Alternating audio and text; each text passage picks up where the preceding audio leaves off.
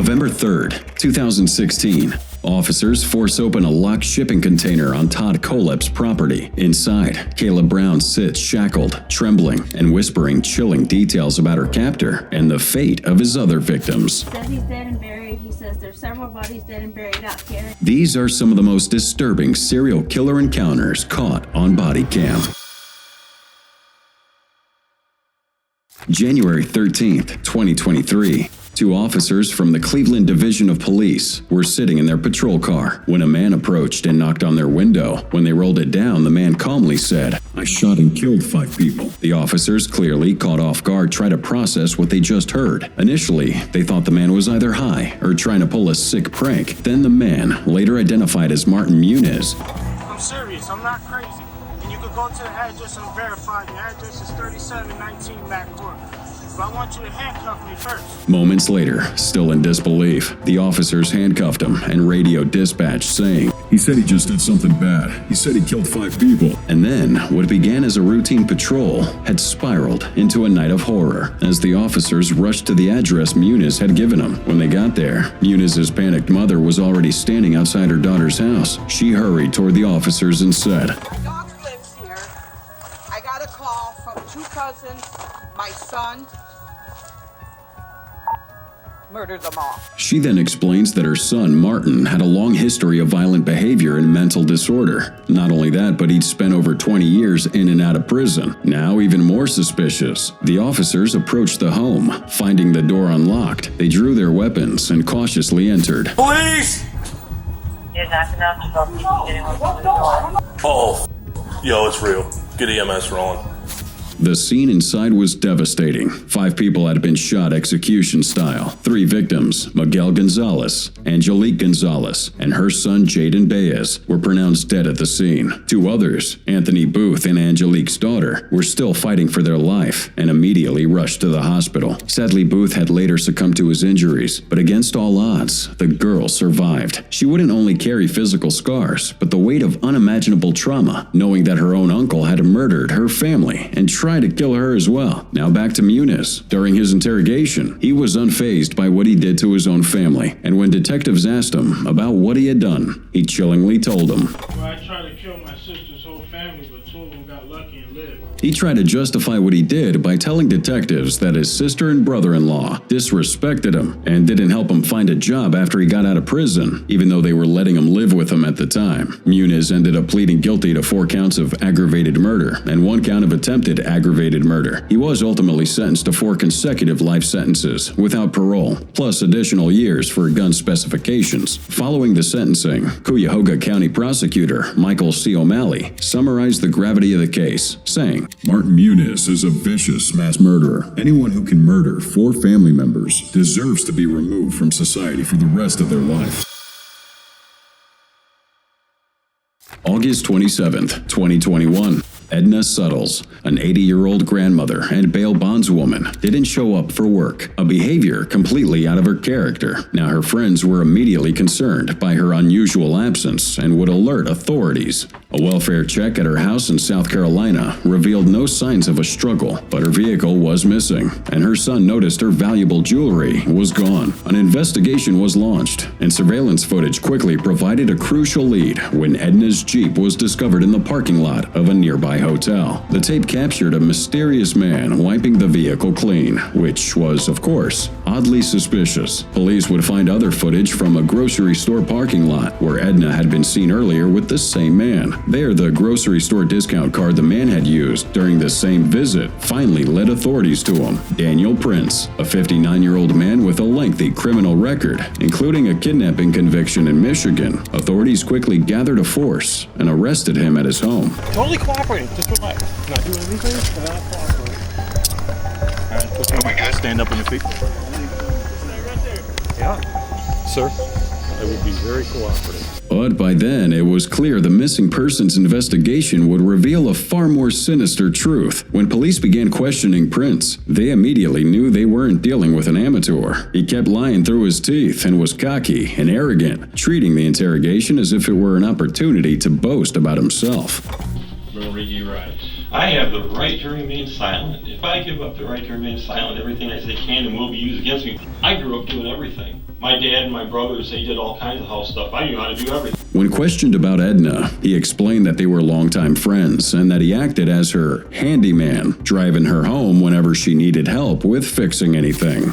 She wanted me to look at some stuff in her house, and she picked me up at Food Lion because she wanted me with her when she was gonna go meet some guy. But unbeknownst to Prince, his lies weren't doing him any good. Police were already searching his home, where they uncovered a trove of damning evidence. They found Edna's belongings hidden in this bee box, including her keys and jewelry, along with rope, zip ties, and an open yogurt container laced with sedatives. Surveillance footage from the day Edna disappeared showed Prince buying that same yogurt and later moving a visibly unconscious Edna into his car. Now faced with overwhelming evidence, Prince eventually gave in and led investigators to Edna's body. The revelations wouldn't stop here, though. In court, Prince admitted to killing 3 other women as part of a plea agreement: Nancy Rigo, her mother Dolores Sellers, and Leigh Goodman, all of whom had disappeared years earlier under mysterious circumstances. The details from these additional murders were horrifying.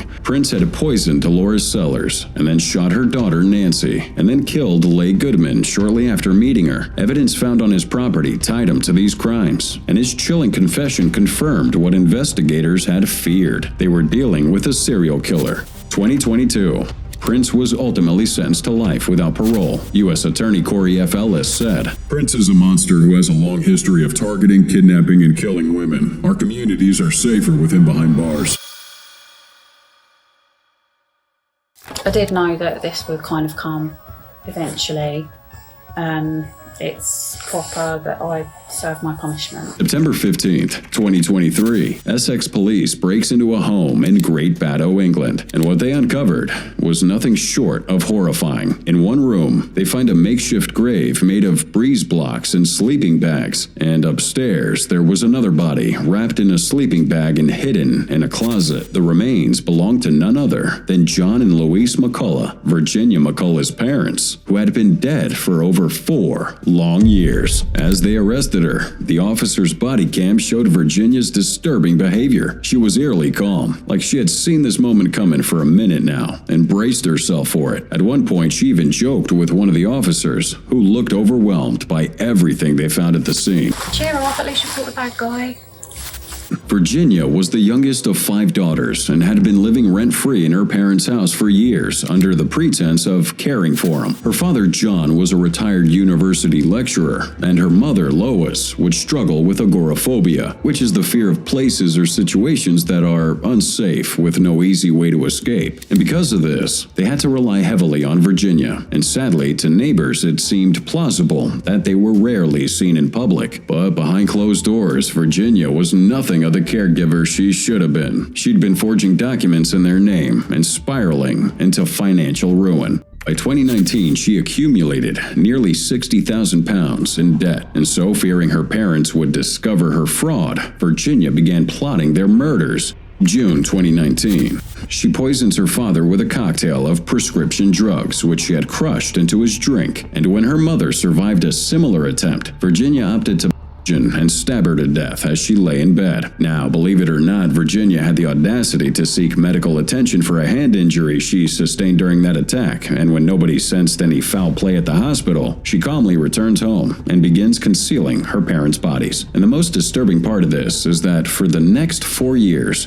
Virginia goes on living in her parents' house, withdrawing their pensions, gambling away thousands, and coming up with elaborate lies to explain their absence. It wasn't until their GP raised concerns about missed appointments that the police finally decided to get involved. But Virginia wasn't done lying yet. She claimed that her parents were traveling, but inconsistencies in her story raised even more suspicions. And then the search warrant uncovered the horrifying evidence. During her arrest, Virginia calmly tells officers that she knew she deserved whatever was going to happen to her. I deserve to obviously get whatever's coming sentence-wise, because that's the right thing to do.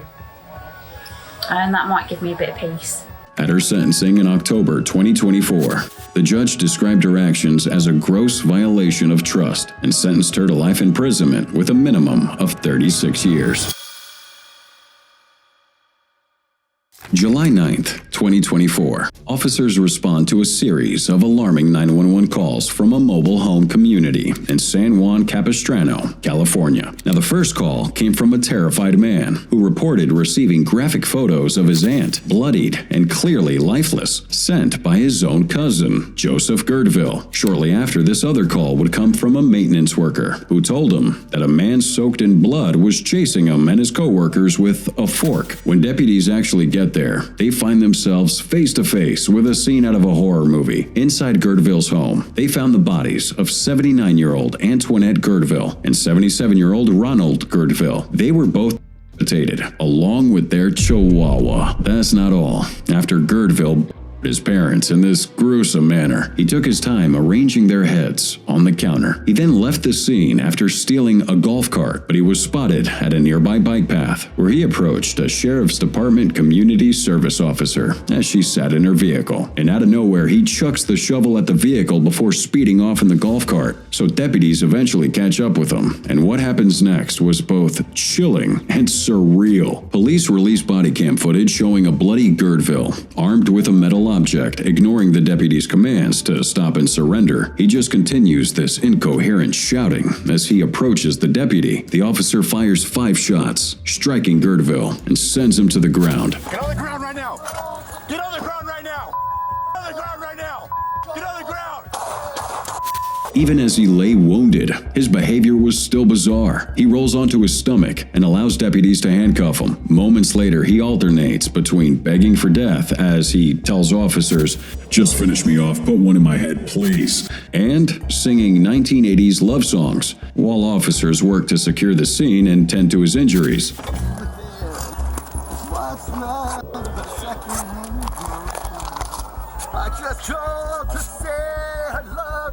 Girdville was taken to the hospital in serious but stable condition and later booked on 2 counts of homicide. If convicted, he faces life in prison without the possibility of parole. June 15th, 2023. Frantic 911 calls flood the Monroe Township Police Department in Ohio, while dispatchers are scrambling to understand what's going on. One caller screams, "My babies have been shot." Another reported seeing a girl running down the street shouting that her father was killing everyone. But by the time deputies arrived at that address, the unthinkable had already happened. In the yard, they find the lifeless bodies of 3 boys, Clayton, Hunter, and Chase, laying side by side. Right behind them, their father, 32-year-old Chad Dowerman, sitting calmly on the front steps with a rifle beside him, showing 0 signs of remorse. Bodycam footage captures the moment deputies arrest him while he offered no resistance, and as they begin searching him, calmly and emotionally tells him, Y'all roll over. I ain't gonna hurt you. I ain't gonna hurt nobody. Earlier that day, Dowerman had returned home early from work, and for some unknown reason, he invited his entire family to the master bedroom, claiming that he just wanted to take a nap with them. Nobody could have imagined what would happen next. His family watched on in both confusion and horror as he retrieved his .22 rifle from his gun safe and began executing his sick plan. Hunter was shot first, twice, while his mother tried desperately shielding him. At the same time, Clayton had managed to flee, but Dowerman chased him into a field next to the house and shot him in the back, and then, one more time, point blank. The stepdaughter tried to escape with Chase, but she was cornered by Dowerman, who threatened to shoot her if she didn't put the boy down. With tears in her eyes, she did as she was told and ran out of the house. Dowerman then coldly shot Chase in the head. He then placed the 3 boys side by side in the yard and watched on callously as their mother tried resuscitating them, but it would be in vain, as these boys were already dead. During his interrogation, admitting to planning this murder for months, the true motives are still a mystery, despite his claims of being overwhelmed by personal struggle. Now, a few days later, another body cam footage would show Dowerman sitting in his cell with a cold, emotionless gaze while officers read him his charges. He appeared pretty bored, rather than remorseful, as if the consequences of what he'd done were only an inconvenience to him. Purposely, with prior calculation, design, cause of death, in violation of Ohio Rise Code 290301, aggravated murder, unclassified felony. August 2nd, 2024. Chad Dowerman pled guilty to 3 counts of aggravated murder and 2 counts of felonious assault as part of a plea agreement to avoid the death penalty. He was sentenced to life without the possibility of parole. September 4th, 2024. Students and staff at Appalachia High School in Georgia went about their day, unaware that it was about to turn into their worst nightmare, because at 10:20 a.m., the school was placed on lockdown following reports of an active shooter, and sadly, it wasn't a drill. They all fled to the football field as police rushed to contain the tragedy, but 14-year-old Colt Gray had already taken the lives of 2 students and 2 teachers with a semi-auto AR-15 rifle. 9 more people would be injured as well. Now, once Colt realized he was surrounded, he dropped his weapon and surrendered quietly to the school's officers. The saddest part about this tragedy is that it could have been easily avoided. There were many red flags, but they were all ignored. Everybody knew Colt was struggling. His parents had divorced, and his home life was anything but stable. Records showed years of neglect and violence, as his father had previously faced these allegations for physical abuse. His mother struggled with amphetamines and had been charged with family violence after threatening to kill Colt and his father. And believe it or not, that shooting wouldn't be Colt's first encounter with authorities. In May 2023, the FBI received a tip that he'd made threats of planning a school shooting on Discord. And following that, special agents and local officers from the Jackson County Sheriff's Office visited Colt and his family in Jefferson to investigate the threats. The visit was caught on a body cam, and Colt's father would be shocked that the police would think that his shy son would be capable of pulling off something like that. He told them to go easy on Colt to avoid scaring him. Like, I'm pretty much in shock, to be honest with you. Now look, he gonna get all red face when you talk to him. Just calm, all right? He then brought Colt outside, who looked pretty shocked, denying all allegations. Say something about school shooting? Never, I just told him, I don't know what, maybe they misheard somebody else. I never said. You never ever said.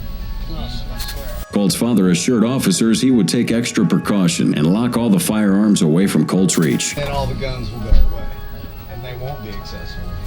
And so, with no direct evidence linking Colt to the threats, no further action was taken. By 2024, Colt's behavior had taken a pretty dark turn. He became obsessed with school shooters like Nicholas Cruz, and even confided in his grandmother about his new fascination. His bedroom would be plastered with clippings and photos of mass shooters, and family members began noticing his suicidal and homicidal thoughts. Yet, for some reason, despite all these glaring signs, Colt was never given therapy, nothing. And what's more, Colin Gray, Colt's father, still thought it'd be a great idea to give his son an AR-15 for Christmas. Yep, the same weapon Colt used in the shooting. Colt was given 4 counts of felony murder and will be tried as an adult. His father was also arrested, facing multiple charges, including involuntary manslaughter and second-degree murder, for providing Colt access to the firearm.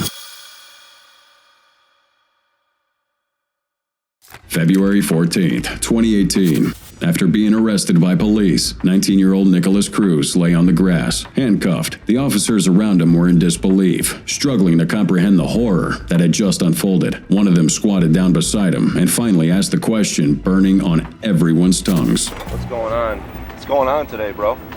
The demons, man. Demons? Voices. Voices and demons? If the officer was surprised by Cruz's answer, he didn't show it. He just stood up, and the camera shifted away from Cruz, capturing the chaos unfolding around him. Squad cars, officers moving around, choppers roaring above. Cruz's voice grows more erratic as he mumbles and hyperventilates. At one point, you can hear him sobbing faintly in the background.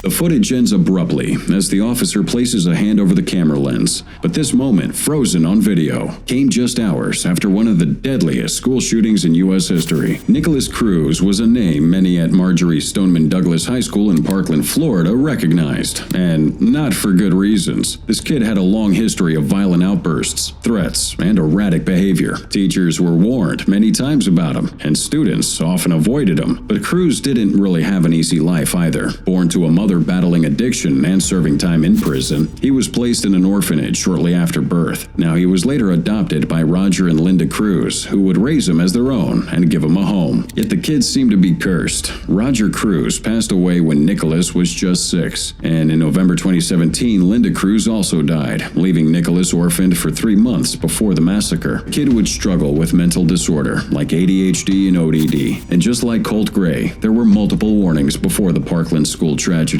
yet they were also ignored.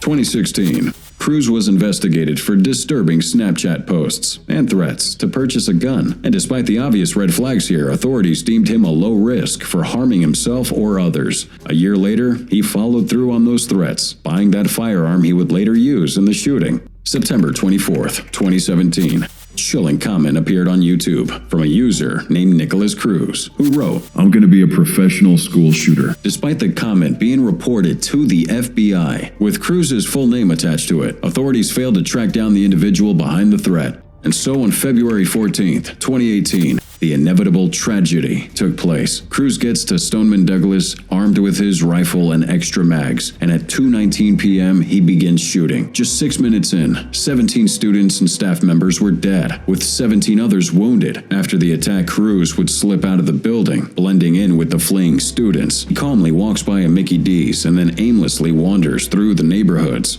An hour later, police find him walking in Coral Springs. Cruz didn't run when they spotted him, and he would offer no resistance as they arrest him. Nicholas Cruz was given 17 counts of first-degree murder and 17 of attempted murder. October 2022. After a long trial, Cruz was sentenced to life in prison without the possibility of parole. September 19th, 2021. At 7:26 a.m., a chilling 999 call led Derbyshire police to a quiet home on Chandos Crescent in Killamarsh, England.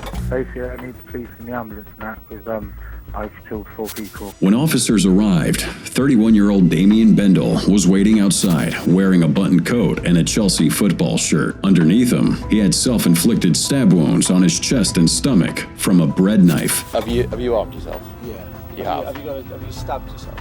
I can see blood on your hands. Yeah. Anywhere else? Just my chest, 4 inches in with a bread knife. Can we have a look? Yeah, one on the stomach. He calmly told the officers he was going to prison, and it was creepy how calm he was, like what he did didn't even bother him.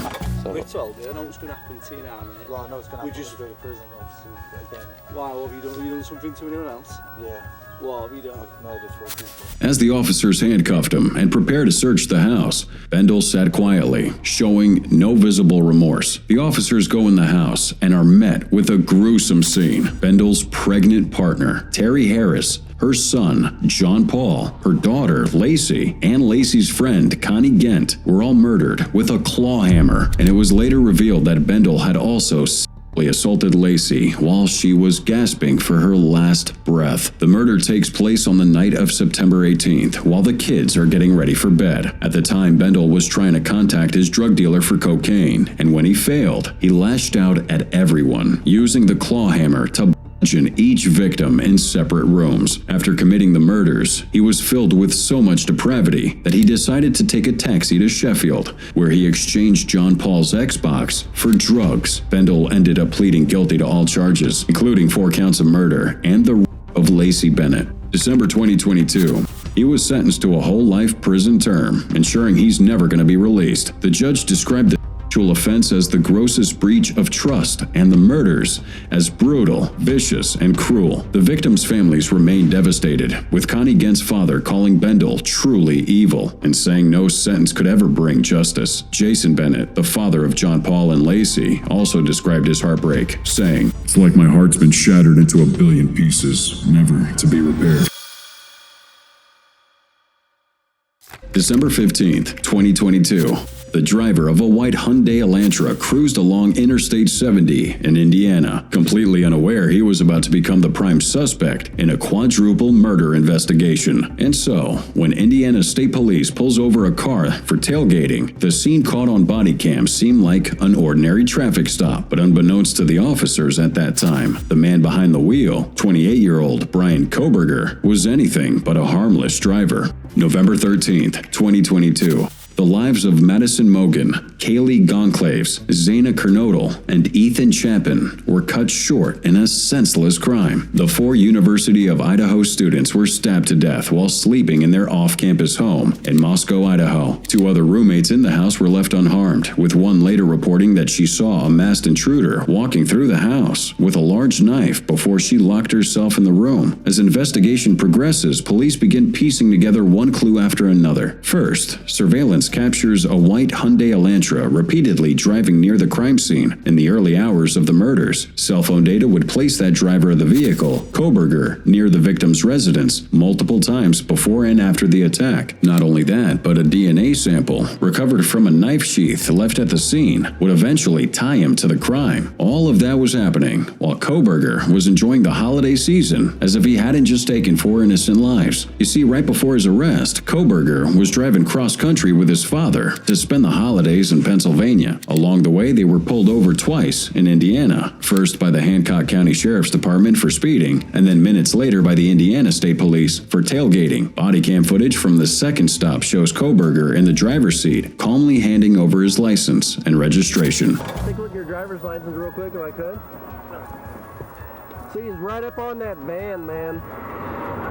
He was right up on the back end of that van, pulled you over for tailgating. His father sat beside him, engaging in polite small talk with the officer about their travels. In a seemingly casual conversation, he would even mention a tragic incident that had taken place earlier that morning at the University of Washington, where his son was enrolled as a criminology PhD student. A SWAT team had fatally shot a man near the campus after he had threatened to murder his roommates. Koberger's father appeared genuinely upset by this incident and the loss of life, unaware that his own son, sitting quietly beside him, was a cold-blooded murderer.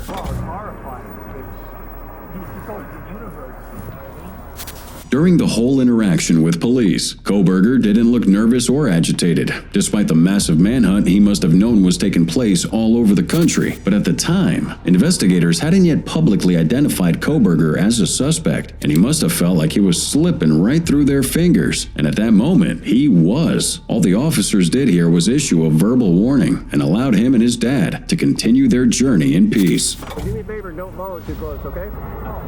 All right, thank you. But Koberger's time as a free man would soon come to an end. 2 weeks later, on December 30th, Koberger was arrested at his parents' home in Pennsylvania by an FBI SWAT team. Investigators had tracked him down using a combo of DNA evidence, cell phone data, and his connection to the white Elantra. At the time of his arrest, Koberger was reportedly cleaning his car and was seen discarding trash into separate bags while wearing surgical gloves. It was, of course, a desperate attempt to erase any trace of evidence, but what he didn't realize was that his efforts were already in vain. Moments later, he was in cuffs and about to face the full weight of his actions. Brian Koberger was eventually charged with 4 counts of first-degree murder and 1 count of felony burglary. He is accused of planning and executing the attack with chilling precision, though his motive remains unknown. Prosecutors are seeking the death penalty, and his trial is set to begin in August 2025. November 3rd, 2016. When police officers pry open heavy metal doors of this green shipping container, they didn't know what to expect. They certainly didn't expect to find Kayla Brown, shackled, trembling, and placing her knees in front of her in a defensive position. Just a girl, just a girl. How are you, honey? This is bolt cutters. This is our best. He's a paramedic, sweetheart. Oh yeah. Okay, we're gonna get you out of there. Okay. Just hang loose for me. Anybody got? I need a handcuff key. Kayla and her boyfriend, Charles David Carver, had disappeared in August. Investigators managed to track him to his place after pinpointing their last known cell phone signals. And so when officers approached the container that day, they knew there was a chance they might have found Kayla and Charlie inside, but they didn't have a lot of hope that either would still be alive. There Kayla was, alive, and it was time for the officers to ask the dreaded question. Do you know where your buddy is? Charlie? Yes. He shot him. He shot him? Who did? Douche. Todd Colehep shot Charlie Carver 3 times in the chest, wrapped him in a blue tarp, put him in the bucket of the tractor. Kayla had been chained by the neck to the wall of that container for over 2 months. She'd been surviving on minimal food and water, surrounded by empty bottles and buckets used as makeshift toilets, with a bunch of scattered belongings. Outside on a large 95-acre property lay the graves of her boyfriend and 2 other victims. And so this moment, Kayla's rescue, would mark the beginning of the end for one of South Carolina's most chilling serial killers, Todd Kohlhepp. At first glance, Todd Kohlhepp seemed like an accomplished man. He was a successful real estate agent, a licensed pilot, and the owner of multiple properties. But underneath this polished facade would be a deeply troubled man with a disturbing past. As a child, Kohlhepp displayed extreme aggression. He killed animals and was described as explosive and preoccupied with content. Not only that, but at just 15 years old, he'd already kidnapped, assaulted, and threatened a girl in Tempe, Arizona, landing him in prison for 15 years. When he was released in 2001, he seemed like he was rebuilding his life, earning degrees, starting a real estate business, and blending seamlessly into society. But again, behind doors, Kohlhepp was a bomb that had already exploded. His first known murders occurred in 2003 at Superbike Motorsports in Chesney, South Carolina. 4 people, including the shop owner and his mother, were shot and killed in cold blood. These murders would leave investigators baffled for over a decade until Kohlhepp confessed during his interrogation in 2016. And years after that murder, he struck again. In 2015, he would lure Johnny Joe Coxey and his wife, Megan Leigh McCraw Coxey, to his property under the guise of offering them work. Both were murdered and buried on his land. And finally, in 2016, it was Kayla Brown and Charlie Carver who walked into Kohlhepp's trap. When Charlie was executed in front of her, Kayla was already chained inside the shipping container. She became Todd's prisoner, enduring unimaginable horrors until her rescue months later. Later, Kayla told officers everything: how Todd came daily to bring her food, how he bragged about his crimes, and how he claimed to have killed nearly 100 people. And she also recounted how Kohlhepp sprinkled red pepper around his victims' graves to throw off police dogs. He clearly thought he was invincible, and at the time of Kayla's rescue, Kohlhepp had no idea that his time was already up. Even before they had found Kayla, police had already secured a search warrant for his property based on cell phone data. When they got there, Kohlhepp tried playing it cool. He chatted with the officers, cracking jokes, playing with his dog, and acting as if he had nothing to hide. The second the officers got the call that Kayla had been found, Kohlhepp stood no chance. His demeanor changed in an instant, and he asked for a lawyer. So you're saying you didn't lock her up, you didn't put her in the Connex box or anything? Probably a good thing. Go ahead and put him in the back of your car. After his arrest, investigators uncovered multiple weapons on his property, including suppressed pistols and semi-auto rifles. They also found his Amazon product reviews, where he would joke about using padlocks to secure containers and folding shovels to hide bodies. 2017. Todd Kohlhepp ended up pleading guilty to 7 counts of murder, 2 counts of kidnapping, and 1 count of assault. He was given 7 consecutive life terms without parole, which was a part of the plea deal that spared him the death penalty. During his interrogation, Kohlhepp confessed to even more crimes, including unsolved murders in Arizona, but investigators were unable to verify all his claims. Today, Todd Kohlhepp sits in prison, while the survivors and families of his victims continue to heal from the damage he inflicted. As for Kayla Brown, she's spoken openly about her trauma, her strength, and her survival. Her story is one of unbelievable resilience and a lot of courage. According to the stories he told me, I had already been alive longer than anyone else.